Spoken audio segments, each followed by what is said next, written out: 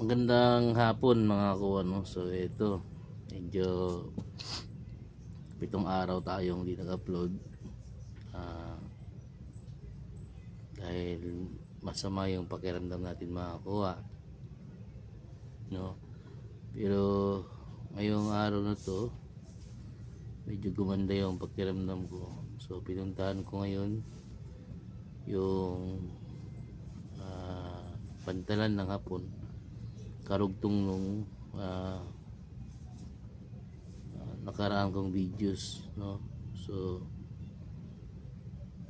tingnan natin makakuha yung videos ko at para masubaybayan natin yung mga lugar at pangyayari dito sa Parang, Maguindanao mga kuwan. So ito mga kuwan, no? Pasensya na kayo, medyo sama talaga yung pakiramdam ko. Hindi talaga maganda. So alam yun ng mga ibang viewers to kung saan ay meron tayong sakit. So halos 1 linggo tayong hindi nag-upload. Pero sa mga susunod na mga araw mga kuha, pag gumaling na ako, babalik na ako sa area kung saan doon kami nag-issue. So yun lang muna ngayon mga kuha, yung upload ko, at sana gumaling na tayo mga kuha. So yun mga ano, pagpasensya nyo muna ngayon. Siguro sa susunod na mga araw ay gagaling na tayo mga kuha. Ayos. Ayun na nga mga kuha, no? So dito tayo ngayon sa Pantalan, na kung saan ito yung Pantalan ng hapon. So kung saan ako naka-video noon mga kuha, doon yun. So, zoom natin.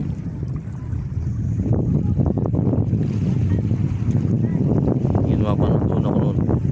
Tapos nakikita ko itong Pantalan. So ngayon nandito na ako yung sa Pantalan. So titingnan natin mga kuha, no? Kung ano na ba nangyari sa Pantalan ng hapon.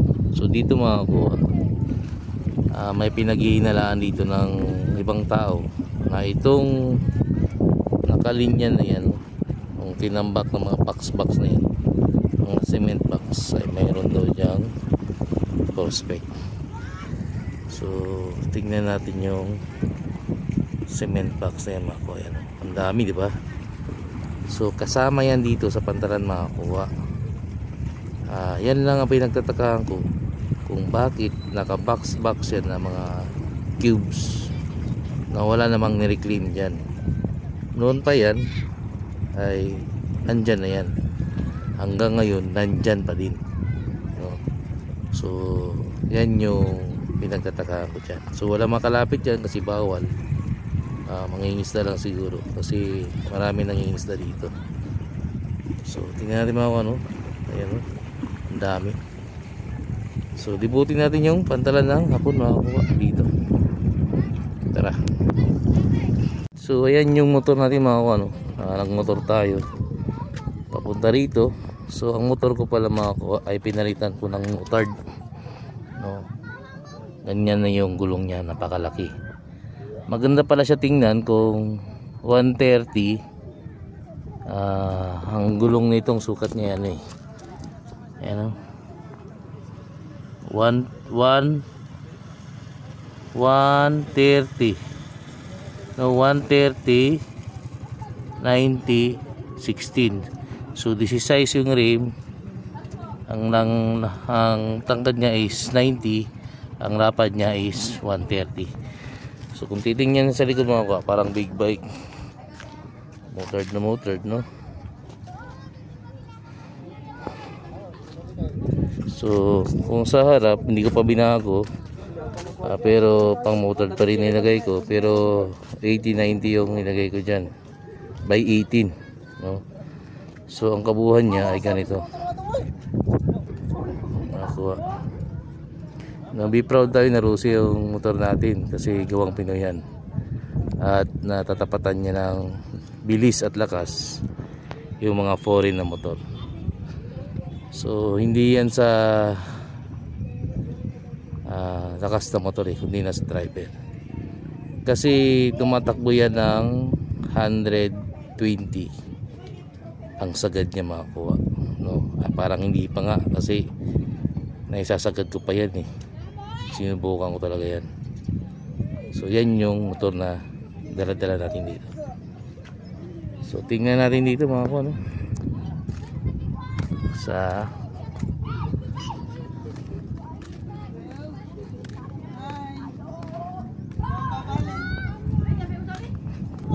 actually na-vlog ko na ito mga kuha, no? At ngayon pinapaliguan na lang siya ng mga bata. So malalaman natin mga kuha na ito ay luma talaga. Ang unang panahon pa ay itong bakal niya, no? So yung bakal na yan, yan yung pinagtalian ng hapon. So, ganyan yung talian ng hapon noon. Ang luma. Ito, semento ng lupa ito.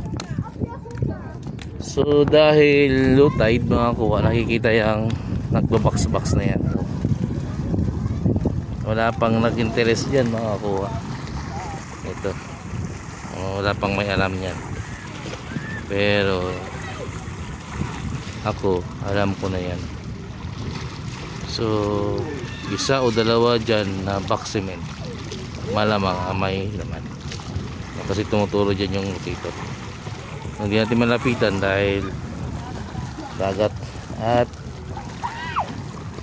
nasa mga 30 meters approximately galing dito sa pantalan. Yan. So yung pantalan, yan yung mga kuno. Marami na namimingit dito. Yung pantalan. No? So yan yung pantalan. Actually meron ditong nalunod na barko daw noon. So nakikita pa namin noon eh. Pero ngayon hindi na nakita kasi ano na, natunaw na siguro. So yan yung pinag-iinalaan dyan. At nag-iisa lang yung mga box na hindi dito makakuha. Yan lang. Sa reclamation naman eh, dapat ganyan eh. Pero dapat malalaki yan, no? Napakalalaki. Pero yan, hindi ko lubos maisip kung para saan yan. Hindi rin naman yan yung pabigat ng barko dahil box talaga yan, no? Binabox siya. Yan siya. So marami namimingit ito mga kuha, no? At nilagyan na rin nila ng pasyalan mga kuha. Na-vlog ko na ito eh, noon. Dinag ko lang ulit para maintindihan ninyo kung ano yung mga gaano kalayo yung na-vlog ko. Yun dun. Kusayan yung mga semento, no? Tapos nandito yung pantalan at wala nang ibang semento dito mga kuha. Yan lang, no?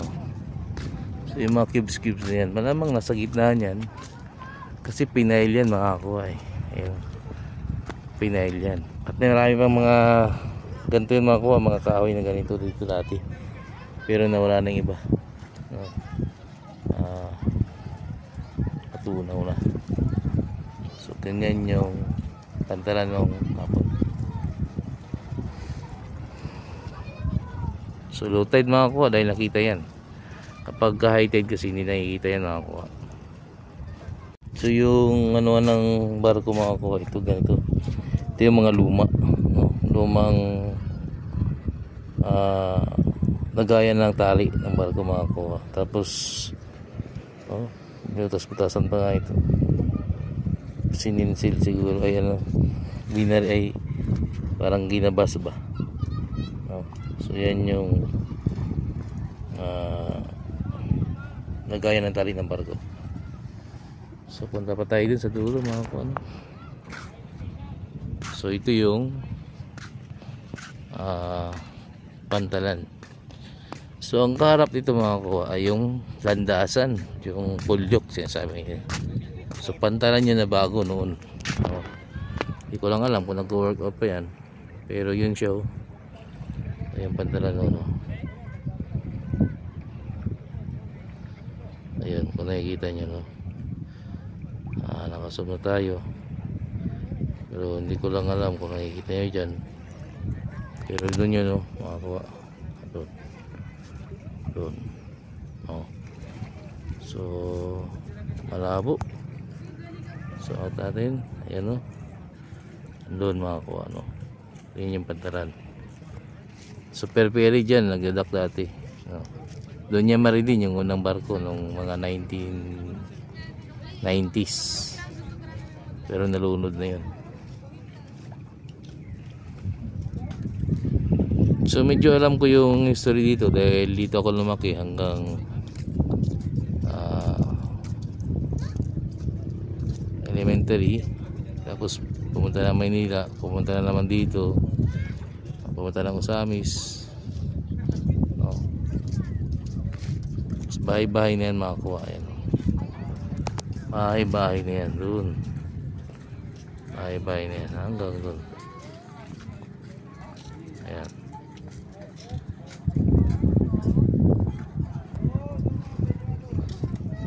Packet doon makakuha. So ito yung landmarker dito makakuha, no, at napakaganda. So bukas, dahil nilalag na tayo ngayon makakuha, bukas papakita ko naman sa inyo kung saan naman yung mayroong libing na nakalagay na doon, no. So isa rin yung sa palatandaan makakuha, bukas yun. So limited lang yung time natin dahil mahina yung katawan natin ngayon. So hindi masyado ako nagtataka kayo, no? Hindi masyado ako nag-upload dahil may sakit po tayo. Isang linggo na hindi ako nag-upload, tinamaan tayo ng lagnat makakuha. Nice. So yun nga makakuha, no? Yun yung videos kaya na pinuntahan kanina.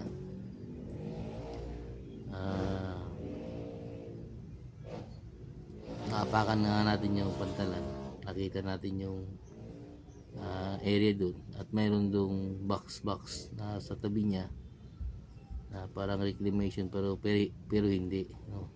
Yung box niya ay talagang yung sukat ng box lang talaga ang nandun, no? So marami yun.